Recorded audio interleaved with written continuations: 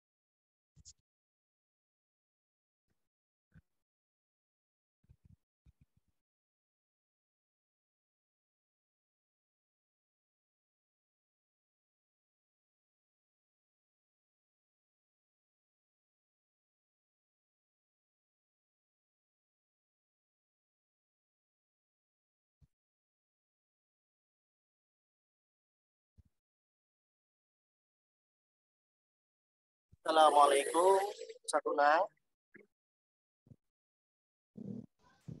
Waalaikumsalam warahmatullahi wabarakatuh. Waalaikumsalam warahmatullahi wabarakatuh. Assalamualaikum warahmatullahi wabarakatuh semuanya. Ya, Alhamdulillahirabbil alamin, kita bisa berkumpul dalam pengajian kita rutin. Alhamdulillah sudah 3 tahun ya pengajian kita rutin. Pengajian Bakata ya, bukan pengajian Bakata yang belajar kata per kata ya. Pengajian ini pengajian kita sama-sama ya, sama-sama bincang karena judulnya adalah biryani ya. Apa itu biryani? Bincang ramai santuy di bulan Ramadan. Sehingga kita di bulan Ramadan ini mungkin ada kesibukan dari jamaah, dari Bapak dan Ibu. Kita bisa nih meluangkan waktu, terutama di sore lagi rehat, lagi berbuka puasa, ya mungkin lagi masak, buka Zoom-nya gitu. Kalau nggak sempat live-nya atau langsungnya, bisa buka YouTube-nya, ada sudah direkam dan sudah diupload di YouTube di channel ya rumah ademkan cuaca hati ya. Jadi itu channel mau cari keyword apa di keywordnya itu ada yang Alhamdulillah telah bersama kita ada Ustadz Munang ya, Ustadz Munang Fauzi. Ahlan wa sahlan ya, Ustadz Munang Fauzi. Beliau adalah salah satu senior di Bakata ya, Masya Allah ya. Kita sudah lama mungkin pernah tahu Ustadz Munang, pernah diajar Ustadz Munang, sekarang hadir kembali ya bersama Ustadz Munang. Ya, Ustadz Munang ini kesibukannya apa sih? Kesibukannya beliau sebagai pengajar atau dosen di Tazkiyah ya, dan sekarang sudah bergelar ya, alhamdulillah sudah bergelar, sudah studi, lulus ya, Dr. Unang Fauzi ya, LC/MPI ya, Masya Allah ini ya, dengan banyak jerih dan letihnya beliau belajar banyak sekali ya. Oke. Tema sekarang kita adalah tema yang sangat kita nanti mengenai tafsir Ramadan ya. Ini tafsir dari ayat puasa Ramadan ya. Mungkin kita sering lihat ya tafsir ayat Ramadan itu seperti apa dan bagaimana. Nah, ini akan dipaparkan oleh beliau ya dengan panjang lebar sampai sebelum beduk maghrib. Nah, kita berikan waktu dan kesempatan kepada beliau, dan juga terima kasih sebelumnya kepada yang sudah hadir bersama kita ya. Rutin, ada yang baru masuk ya. Terima kasih semuanya. Mangga, silakan Ustadz Munang.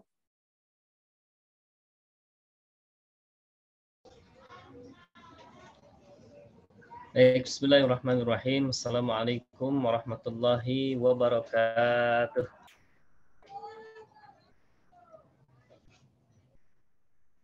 Alhamdulillahirabbil alamin wa bihi nasta'in wa ala umuri dunya waddin. Wassalatu wassalamu ala asyrafil anbiya wal mursalin wa ala alihi wa sahbihi ajma'in. Rabbi shrah li sadri wa yassir li amri wahlul 'uqdatam min lisani yafqahu qawli, amma ba'd. Bagaimana jemaah sekalian? Apa kabar semuanya? Ya, suaranya. Suara saya terdengar? Dengar, Ustaz. Iya, baik, Masya Allah.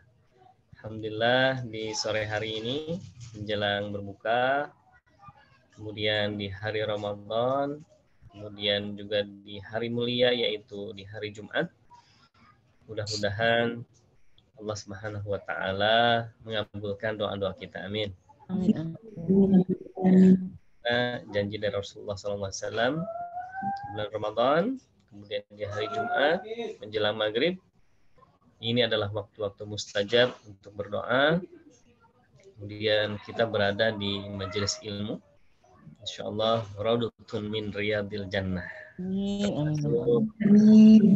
dari taman surga. Subhanallah, kalau kita ke Raudhah ya, ke Madinah, kita bangga, ya Allah, merasa bersyukur berada di Raudhah. Dan setiap orang ingin sekali ke Raudhah. Nah, sebenarnya untuk Raudhahnya di tanah air, masing-masing adalah di majelis-majelis ilmu. Mudah-mudahan yang sudah dawam, sudah kontinu di Bakata, alhamdulillah, ini disediakan fasilitas untuk majelis ilmu. Kemudian orang yang berkontribusi, ya, siapapun yang telah berkorban ya, berusaha untuk memfasilitasinya, mudah-mudahan amal jariah yang akan dirasa di dunia, insyaallah terlebih di akhirat. Amin ya Allah ya Rabbal alamin. Izin share screen, Ustaz.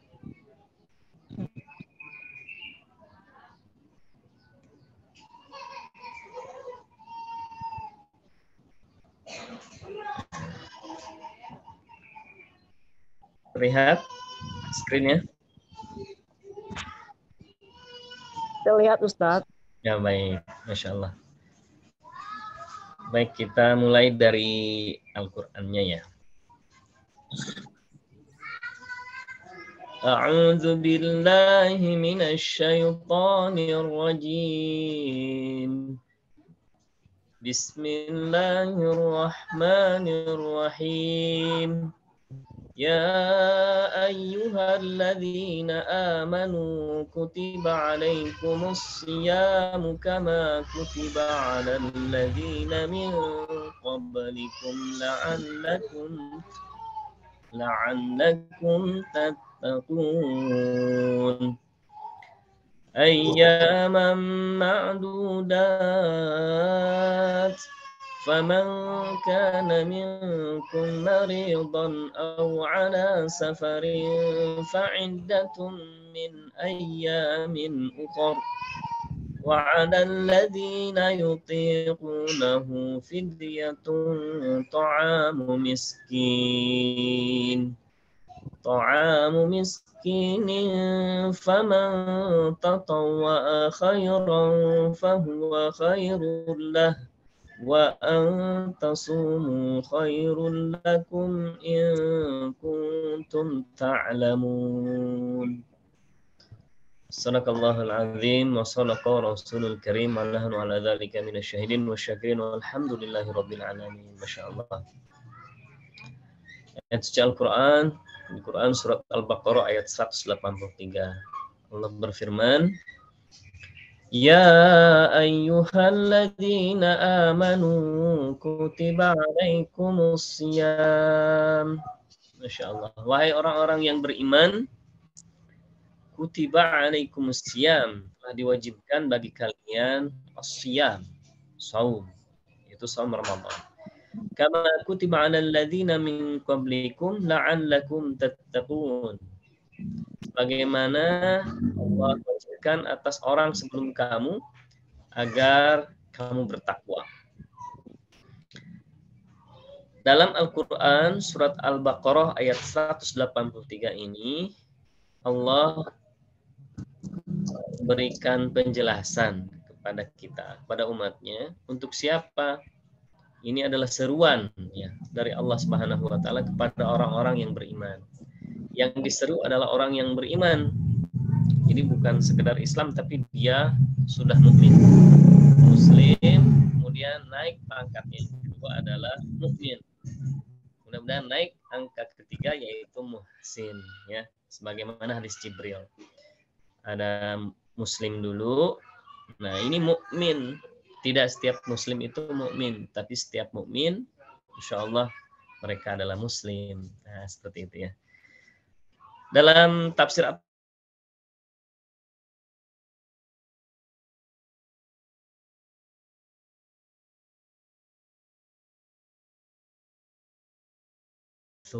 yaitu beliau ini menafsirkan Al-Quran dengan ayat yang lain, satu ayat dengan ayat yang lain, kemudian menafsirkan dari satu ayat dengan hadis Rasul, dengan periwayatan-periwayatan.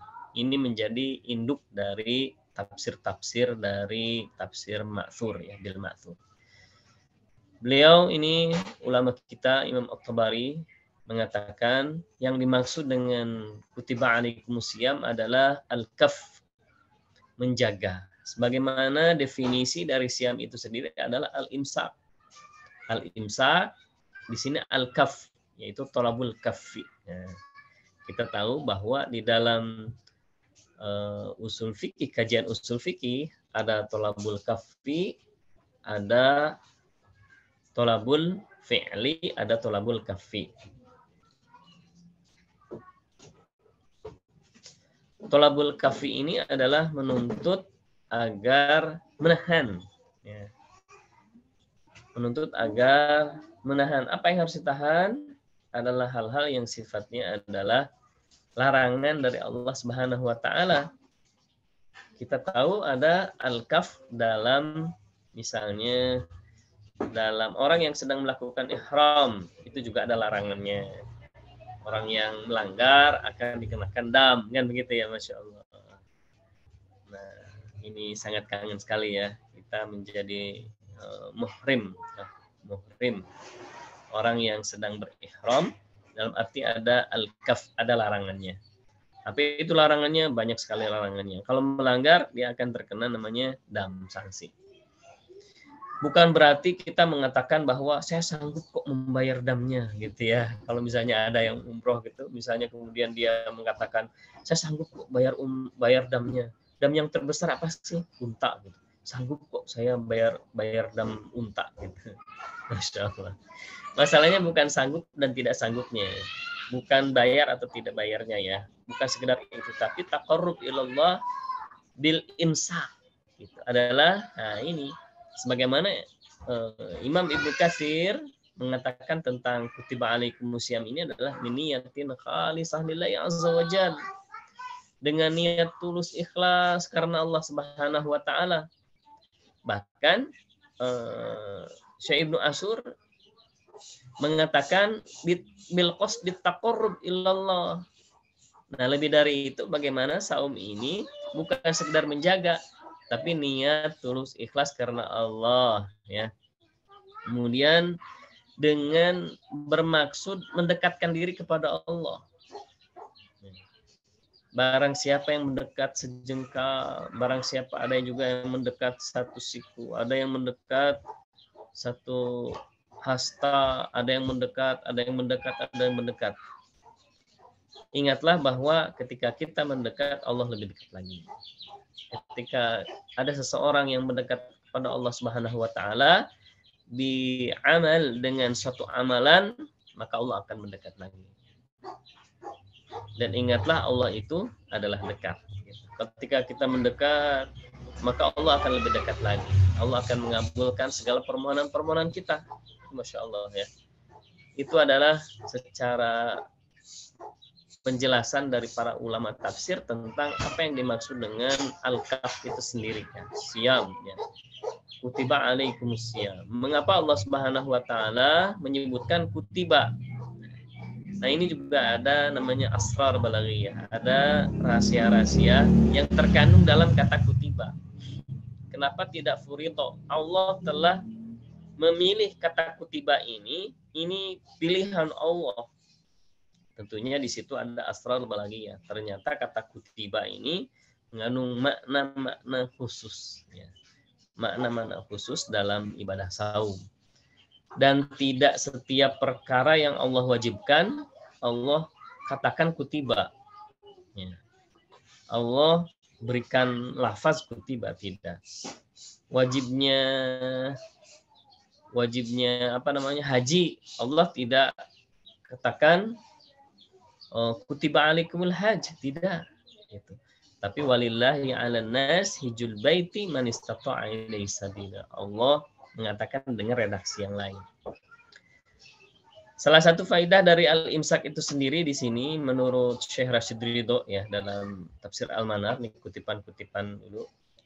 Di sini adalah al-imsaku 'anil akli wasyurbi, yaitu menjaga dari makan dan minum. Wa ghasyayanin nisa, serta berhubungan, ya, badan dengan wanita dengan istrinya. Minal fajri ilal maghrib, dari mulai fajar ilal maghrib sampai maghrib tiba. Apa itu ihtisaban lillah? Masya Allah. Beliau mengatakan semata-mata adalah mengharapkan pahala dari Allah Subhanahu wa taala. Lelahnya, capeknya, pengorbanannya sangat banyak, ya, Masya Allah. Masya Allah, ibu-ibu atau bapak-bapak semuanya berkorban masing-masing dengan pengorbanan yang berbeda. Ada yang sama, ada yang nuansanya berbeda. Ibu-ibu menyiapkan menyiapkan untuk sahur, menyiapkan untuk berbuka. Penat nggak, Bu? Capek nggak, Bu? Masya Allah, ya. Capek dan penatnya insya Allah ini semata-mata ihtisaban lillahi azza wa jalla. Semata-mata lelahnya itu adalah lillah, gitu kan, ya, istilahnya begitu. Lelahnya itu apa, Bu? Lelahnya itu lillah. Masya Allah. Jemaah yang dimuliakan Allah, bagaimana kita bisa merubah lelah menjadi lillah? Berat nggak kira-kira, ya? Kira-kira berat nggak, ya? Lelahnya itu lillah. Kira-kira berat nggak? Ya. Berat nggak? Masya Allah, ya. Bagaimana lelah kita menjadi apa? Lillah. Hebat sekali tuh. Yang merubah lelah menjadi lillah. Yang artinya bukan sekedar lelah. Bukan sekedar capek. Bukan sekedar penat. Bukan sekedar menjaga. Bukan sekedar sebuah pengorbanan biasa. Lebih dari itu adalah, kata beliau ini, Syekh Rasidro mengatakan ihtisaban lillah. Semata-mata adalah mengharapkan Allah. Allah lagi. Ya. Kalau tidak seperti itu, maka kita akan merasa lelah sendiri, gitu. Capek sendiri, dan mudah putus asa, gitu.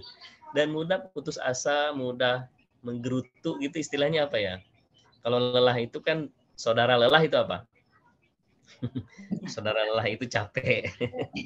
Saudaranya itu apa? Menggerutu nggak sih kalau lelah? Ya, adalah, gitu, ya. Kalau lelah ngomel-ngomel nggak sih? Gitu. Ya namanya lelah, kan.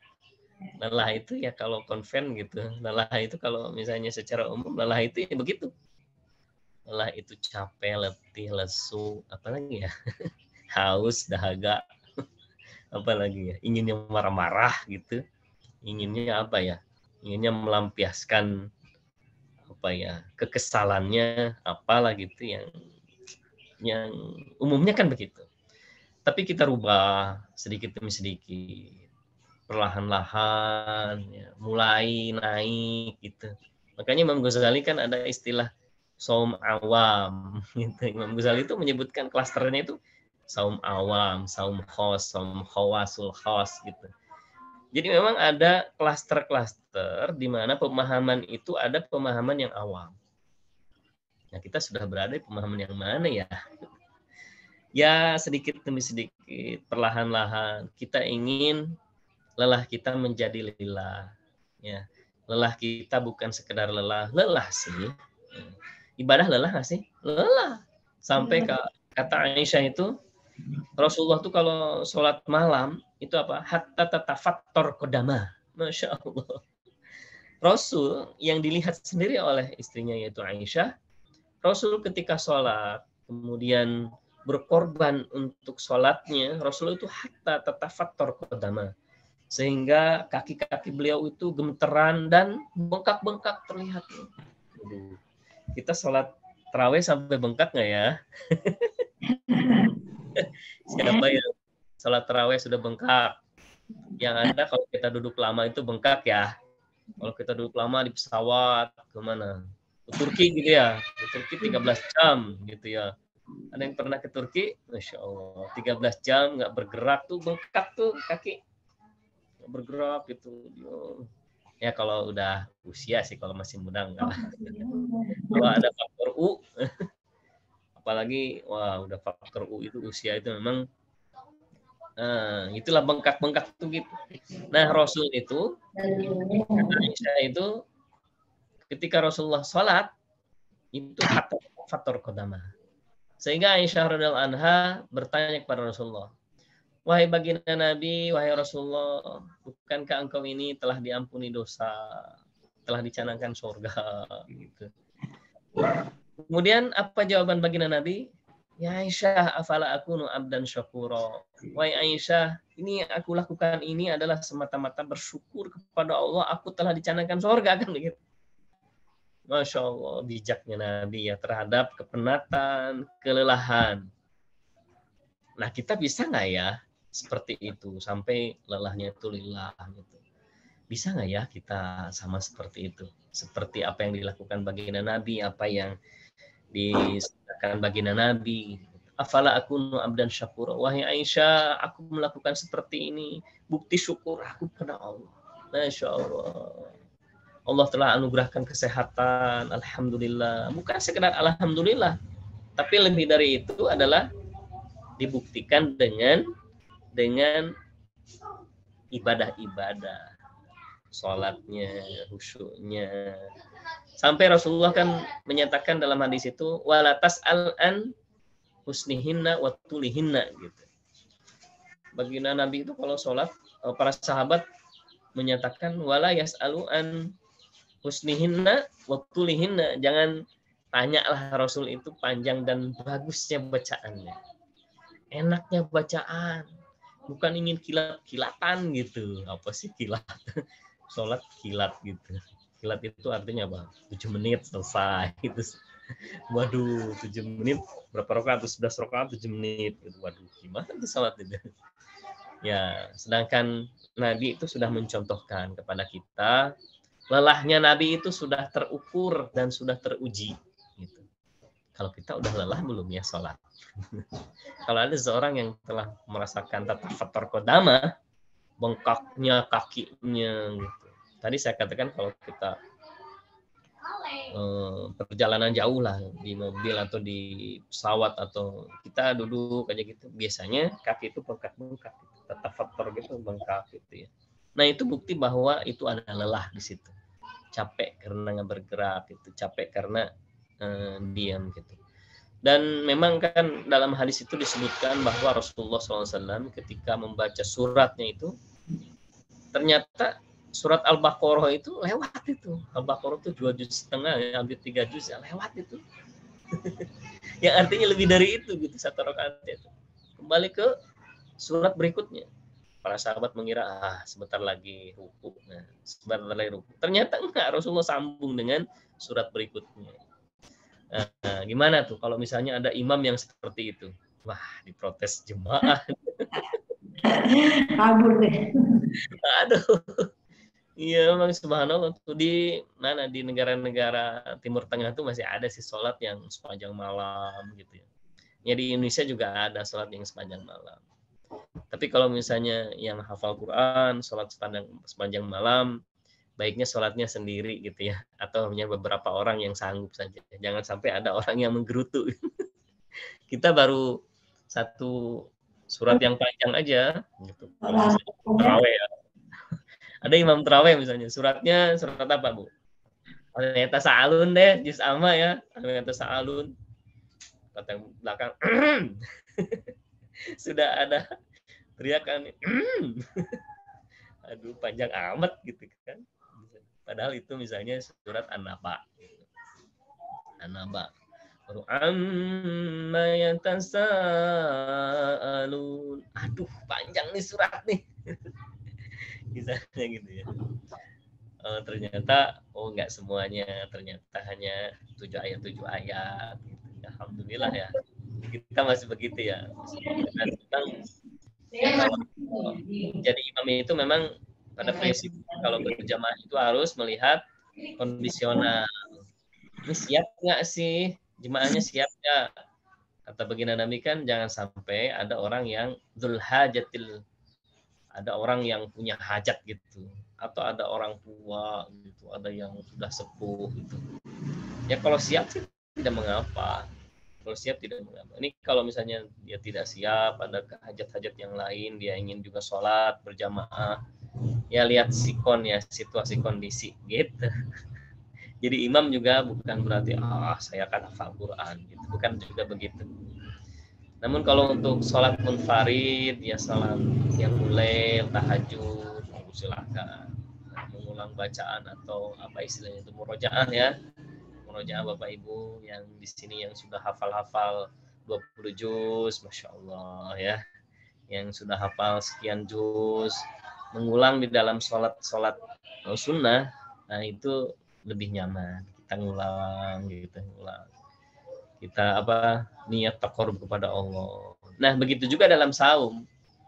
Saum bukan sekedar menjaga dari makan dan minum serta berhubungan suami istri saja. Tapi lebih dari itu bagaimana kata Syekh Rasidullah, i'dadan lin nafsi, mempersiapkan jiwa kita. Mempersiapkan jiwa-jiwa yang tangguh, jiwa-jiwa yang siap. Karena kalau jiwa-jiwa yang tidak siap, waduh. Apalagi misalnya terlihat ketika para sahabat yang bersama Nabi ketika peperangan. Ketika menghadapi suatu pertempuran, nah terlihatlah mana yang munafik, mana yang mukhlis itu terlihat. Pada perang Badar kan terjadi, gitu ada yang membelot, dia ternyata munafik kan gitu. Di perang-perang di zaman Nabi kan Nabi memberikan ujian ya kepada umat itu, siap nggak sih? Siap nggak sih? Ya ada dan di nafsi itu menumbuhkan kesiapan di dalam diri. Wah itu butuh perjuangan.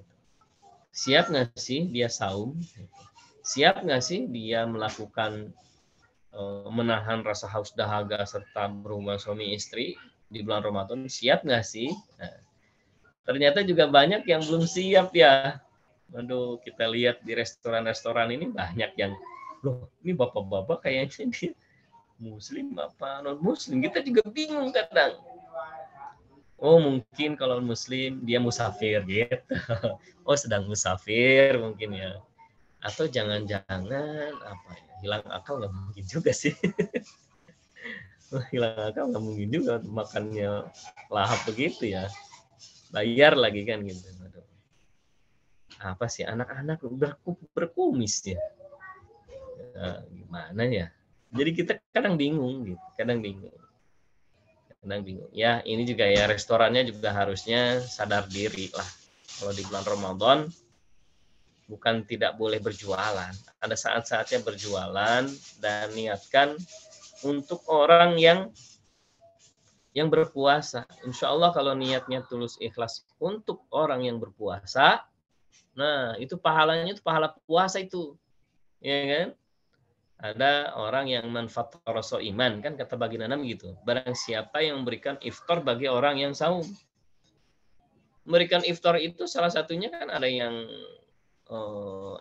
tabarruan, ada yang sifatnya itu memberi tanpa pamrih, ada yang berbisnis juga ya dia fasilitas gitu, ada fasilitas dia berbisnis. Subhanallah kan di situ ya. Memberi kepada orang yang saum, memberikan fasilitas bagi orang yang saum itu bagaikan dia melakukan saum tanpa mengurangi sedikit pun pahalanya. min qabli an yanqassa min ujurihim syai'un, tanpa mengurangi pahala sedikit pun dari orang yang melakukannya. Kalau kita menunjukkan jalan, memberikan fasilitas, mandala ala khairin falahu mithlu ajri fa'ilihi. Subhanallah, kalau dalam Ramadan ini, ya, dalam tafsir As-Sa'di disebutkan, Allah mengabarkan kepada kita tentang apa? Tentang kenikmatan-kenikmatan menjadi hamba Allah. Kenikmatan menjadi orang yang beriman. Kenapa? Allah Subhanahu wa taala mewajibkan saum. Allah juga mewajibkan saum untuk umat Nabi Muhammad, juga untuk umat al-umam as-sabiqah, umat yang sebelumnya. Kenapa? Li'annahu min syara'i wal awamiri allati hiya maslahah. Masya Allah. Syariat Islam, syariat sebelumnya yang Allah turunkan itu adalah li ajlil maslahah lil khalqi fi kulli zamanin. Ini adalah merupakan kemaslahatan. Masya Allah. Apa itu maslahah? Maslahah, ada jalbul masali ala daf'ul madarrat. Kan gitu. Ada membumikan kemaslahatan,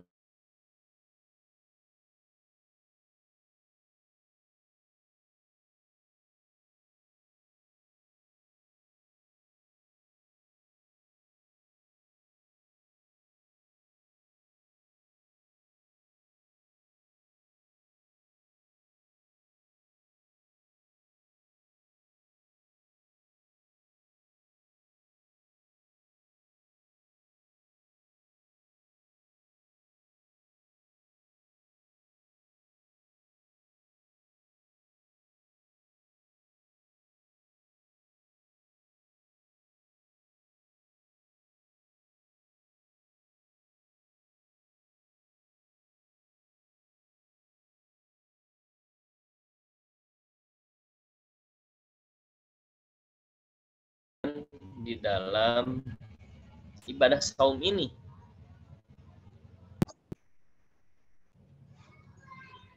Kemudian juga ada hal-hal yang sifatnya itu adalah semangat, menimbulkan semangat.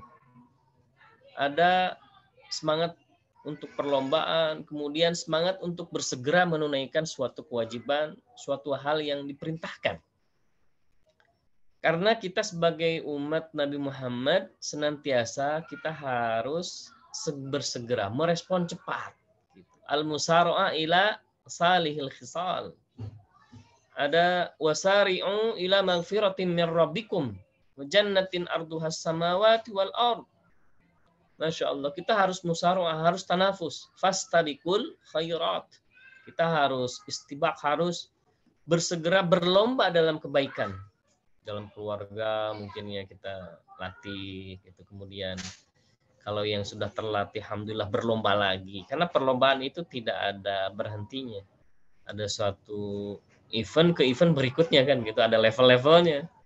Level mana ya? Ya level RT gitu, langsung RW gitu, kelurahan, naik berikutnya. Nah, itu juga dengan perlombaan dalam beribadah. Semata-mata adalah fastabiqul khairat. Allah memerintahkan kita untuk senantiasa berlomba dalam kebaikan. Siapa yang akan menjadi pemenangnya, itulah yang Allah sebutkan la'allakum tattaqun. Ya, gitu. Mensucikan jiwa dari apa? Dari hal-hal yang dapat mengotori jiwa itu sendiri. Innan nafsa la'ammaratun bisu. Sesungguhnya satu jiwa ini kecenderungannya adalah berbuat yang buruk. Nah, la'ammaratun bisu, ada amarah keburukan. Maka bagaimana amarah keburukan ini kita palingkan menjadi kebaikan-kebaikan.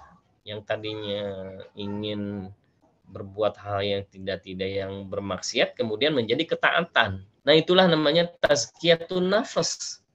Sebagaimana disebutkan dalam tafsir itu adalah di dalam tafsir At-Tabari disebutkan min zakatin nafsi wa taharatiha wa tankiyatiha minal akhlaq ar-radilah wal akhlaq ar-radilah. Mensucikan, membersihkan jiwa seseorang dari akhlak-akhlak yang buruk. Dengan menjaga itu adalah membatasi gerakan setan. Ya, apa itu gerakan setan? Kata baginda Nabi kan, asyaitonu yajri majrad dam. Masya Allah, setan itu yajri itu mengalir, itu sebagaimana mengalirnya, proses mengalirnya, cepatnya mengalir darah. Nah, di sini ada Bu Dokter ya, atau ada Pak Dokter nih. Berapa sih darah itu, kecepatan darah dalam mengalir? Ya, mengalir darah dari jantung ke anggota tubuh, kemudian mengalir lagi ke atas ke bawah. Itu ternyata kata baginda Nabi, asyaitonu yajri majrad dam. Setan itu datang atau berbisik ke manusia ini, yajri itu majrad dam. Cepatnya itu secepat darah mengalir. Nah, di sini ada Bu Dokter ya. Ini Bu Dokter saya nih. Masya Allah. Ternyata darah mengalir ke sekujur tubuh kita itu dengan cepat. Nah, begitu juga kecepatan setan. Masya Allah. Kecepatan setan ini ya susah untuk diimbangi ini. Kecepatannya luar biasa ini. Nah, maka diimbanginya itu atau dihalangnya itu dengan ketaatan-ketaatan. Tadi itu bagaimana lelahnya seorang muslim itu jadi lillah. Bagaimana pengorbanannya menjadi, bagaimana tadhiyah-tadhiyah itu menjadi lillah semua. Bagaimana ketaatan-ketaatannya ini bisa terjaga dari bisikan-bisikan setan. Jangan sampai setan masuk, itu kemudian kita tidak siap. Gitu. Setan berbisik, kita tidak siap. Ya, kita tidak bisa menangkalnya, kita tidak bisa mencucikan niat kita. Itu kan sangat berbahaya. Karena kalau innamal a'malu binniyat, sesungguhnya amal itu kan tergantung niat. Tadinya sih niatnya baik gitu, bersedekah gitu. Tapi ada niat tiba ingin terlihat di CCTV gitu. Ingin terlihat ya sama orang nih, ingin terlihat ya sama yang lain. Aduh. Nah, kita harus tetap menjaga lurusnya niat karena kita ingin melakukan ibadah saum ini adalah semata-mata mensucikan diri kita, mensucikan jiwa kita. Dan kemudian ada fasilitasnya lagi selain saum, dia juga berzakat. Wih, Masya Allah itu ya. Udah saum kemudian berzakat, keren banget itu. Keren banget itu. Ya udah dia saum, berzakat pula, bersedekah pula. Atau ada amalan-amalan yang lain. Itu yang akan menguatkan suatu perlombaan. Itu akan menguatkan suatu tazkiyah atau zakatun nafsinya. Saling dikuatkan lagi, dikuatkan lagi, dikuatkan lagi. Kemudian juga dengan dikuatkan dengan istighfarnya. Dikuatkan dengan istighfar. Astagfirullah, astagfirullah, astagfirullah. Atau misalnya dengan istighfar yang sayyidul istighfar. Allahumma anta rabbi la ilaha illa anta khalaqtani wa ana 'abduka wa ana 'ala ahdika wa wa'dika mastata'tu a'udzu bika min syarri ma sana'tu abu'u laka bi ni'matika 'alayya wa abu'u bi dhanbi faghfirli fa innahu la yaghfiru dzunuba illa anta. Masyaallah. Semakin kita beristighfar, semakin menguatkan hati dan jiwa kita. Semakin kita memberi, semakin menguatkan tekad kita. Ya kan? Memberi itu dengan yang kita mampu, yang kita miliki, yang terbaik. Gitu. Ini ada yang jelek-jelek yang buat tetangga, juga seperti itu ya. Kita juga kalau dikasih yang jelek mau nggak sih? Gitu. Ada yang jelek nih buat tetangga gitu. Udah baunya udah nggak enak nih buat tetangga aja lah. Kalau buat ayam nggak apa-apa, ayam nggak lihat, ayam nggak protes ya, kucing nggak protes. Tapi tetangga bisa protes, giliran yang jelek dikasih ke aku kan. Ya, lan tanalul birra hatta tunfiqu mimma tuhibbun. Tidak akan sampai kata Allah suatu kebaikan itu sehingga kalian berinfak yang kalian miliki, yang kalian suka. Waduh, kan begitu ya. Bagaimana kita bisa memberi yang optimal gitu. Ya Allah, saya ini punya hal yang baik, saya akan kasih ke saudara saya. Oh begitu kan? Kasih gitu. Masya Allah, saya akan kasih nih ke orang yang saya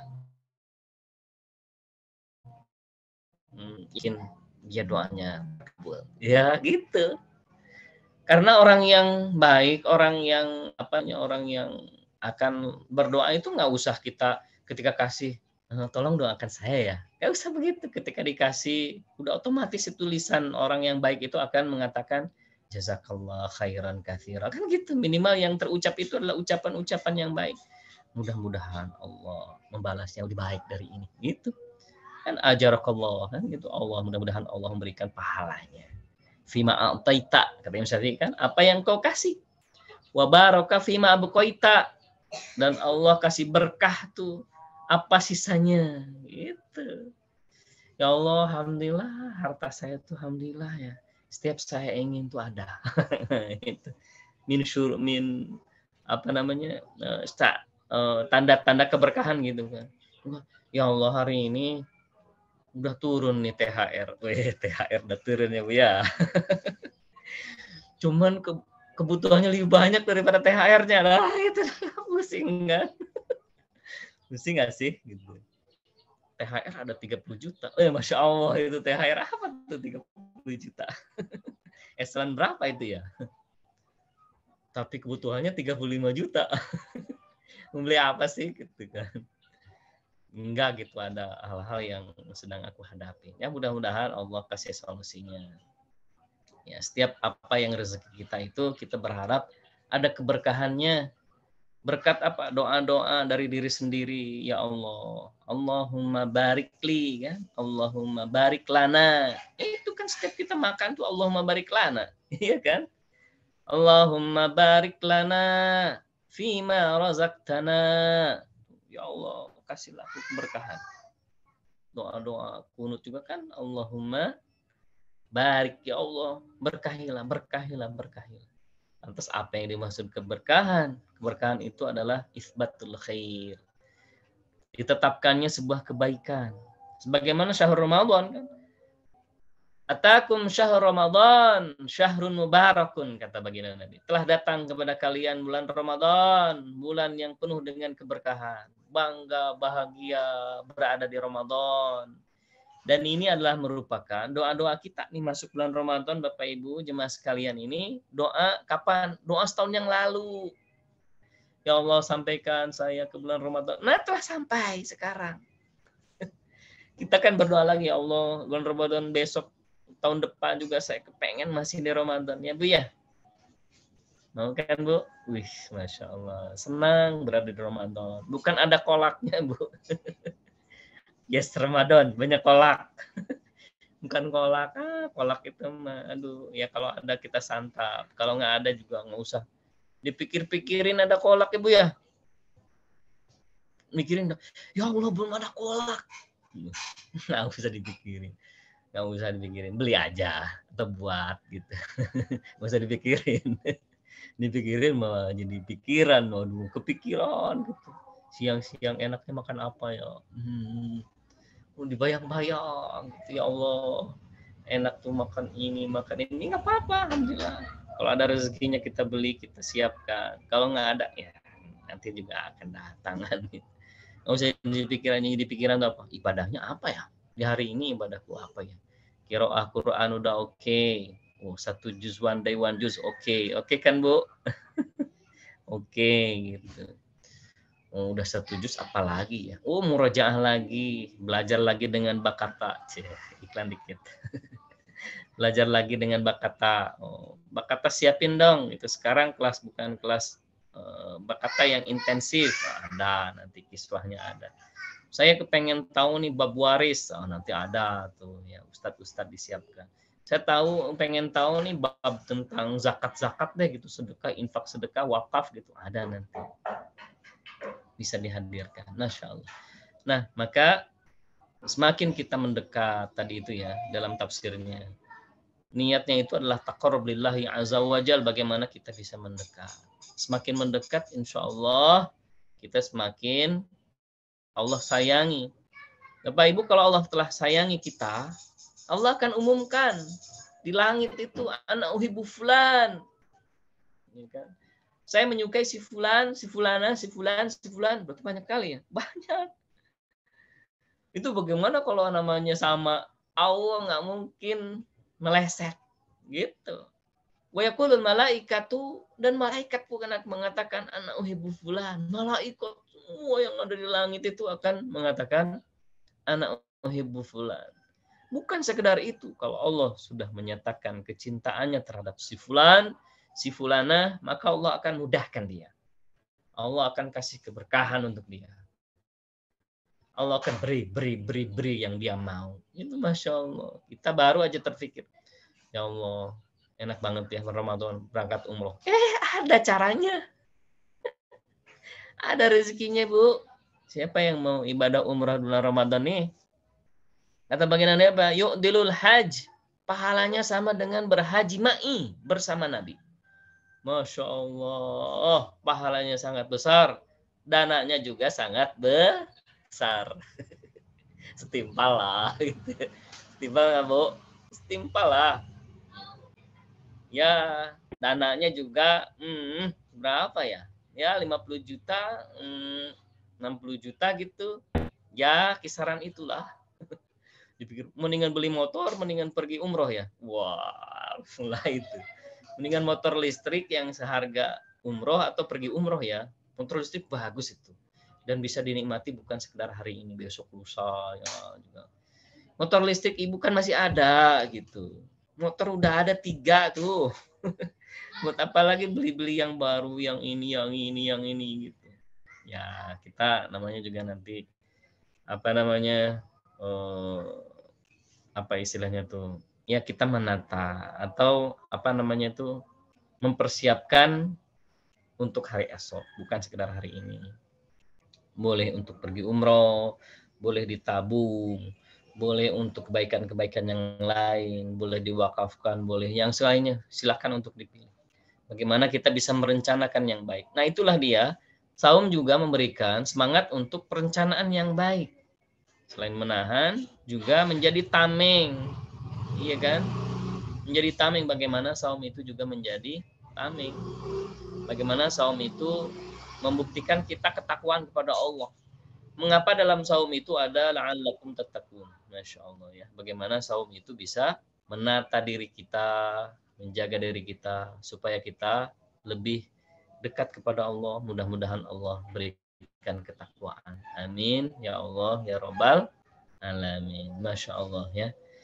Nah, untuk sore hari ini bagaimana? Cukup sekian atau mungkin ada tambahan atau sedikit pertanyaan? Dipersilahkan. Kan jika ada yang mau bertanya mungkin ada yang malu-malu. Jika malu-malu, kalau sama dari Bu Yayah ya, bukan Bu Yayah. Sebelum bentar, jadi mati. Dari ada Bu Halimah, ya Bu Halimah. Halimah izin bertanya, sholat tarawih di masjid 3 rakaat, 2 rakaat, 11 rakaat. Adakah dalil sore yang jelasin jumlah rakaat tarawih? Apakah yang melakukan selain 11 rakaat itu bid'ah dan dolarah? Katakan dinar katanya. Terima kasih. Masya Allah ya. Sholat tarawih Rasulullah menyebutkan adalah 4-4-3. Rasulullah menyebutkan dalam hadis kan gitu. Dengan aplikasi 2, kemudian salam 2 salam. Qiyamul laili matna. Salat itu 2-2, 2 salam 2 salam. Lantas ada yang 11, bahkan sekarang ada 13. Di mana itu? Di Mekah Madinah itu 13.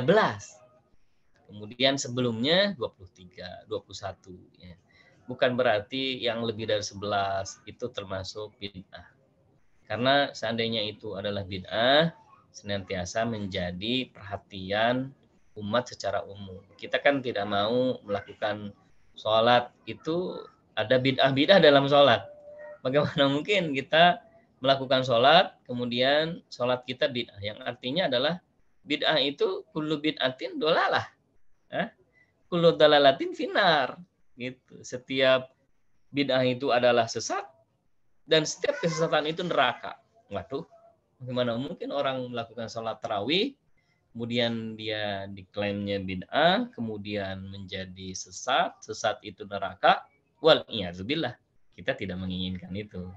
Ya, itu adalah merupakan ikhtilaf di antara para fuqaha, ya, di antara para ulama.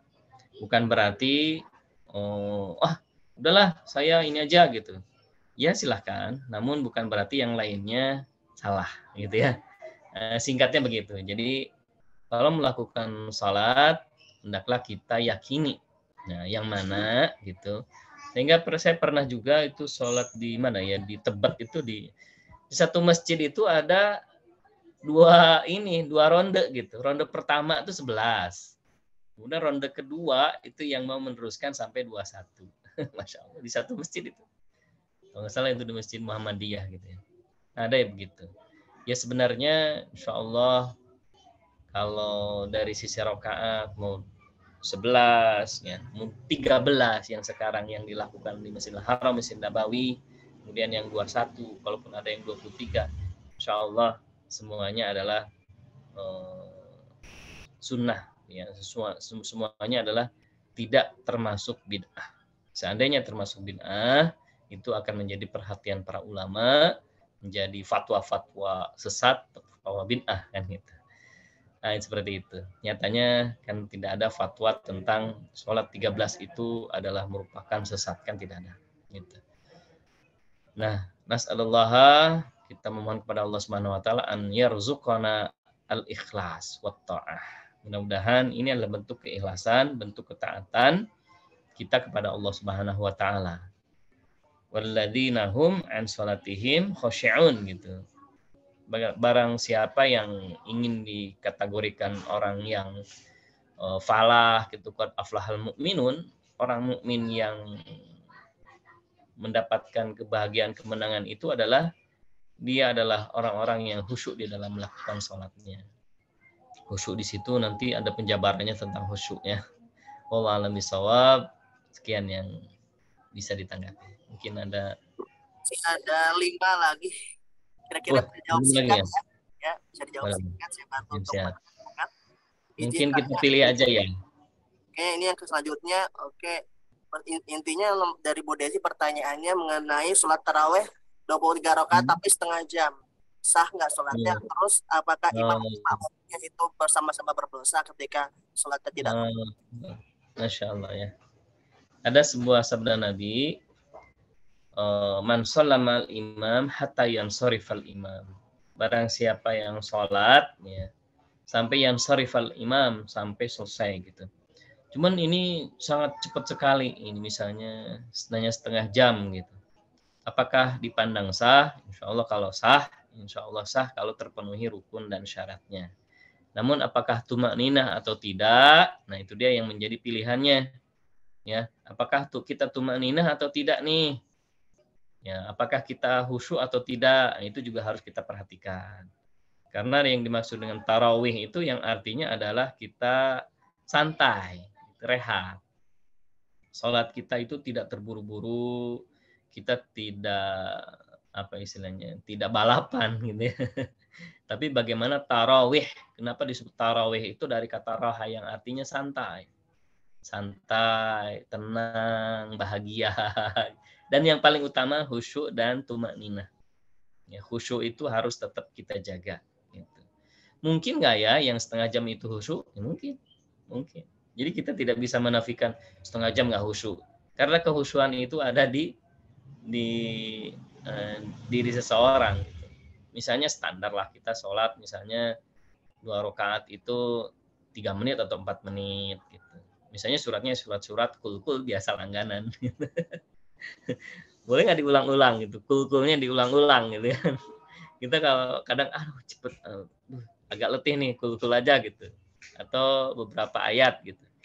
Ya mungkin saja kita bisa khusyuk. Namun ya sebisa mungkin bagaimana kita melakukan sholat itu dengan sholat tarawih dengan santai, gitu. Santai, tidak terburu-buru, kita dalam kondisi siap, gitu. Tidak balapan, gitu ya. Apalagi ada yang lebih cepat lagi 7 menit ya, Ustaz ya. Waduh, 7 menit bagaimana tuh 7 menit dibagi 21 itu gimana itu ya. Nah, itu dia ya yang paling penting adalah kita merasa nyaman, tenang. Maka sebenarnya kita bisa pilih masjidnya ya. Oh, masjid yang di sini nih gitu. Walaupun agak jauh dikit lah gitu misalnya, tapi di situ walaupun masjid kecil tapi rasanya saya tenang di situ untuk salat tarawih. Emang enggak, silahkan dipilih. Nggak usah memaksakan harus di sini kan. Jadi sesuai dengan kenyamanan kita dalam melakukan sholat. Mudah-mudahan sholat kita khusyuk dan diterima Allah sebagai amalan saleh. Amin. Selanjutnya pertanyaan mengenai orang yang jualan ketika Ramadan, terutama di siang Ramadan.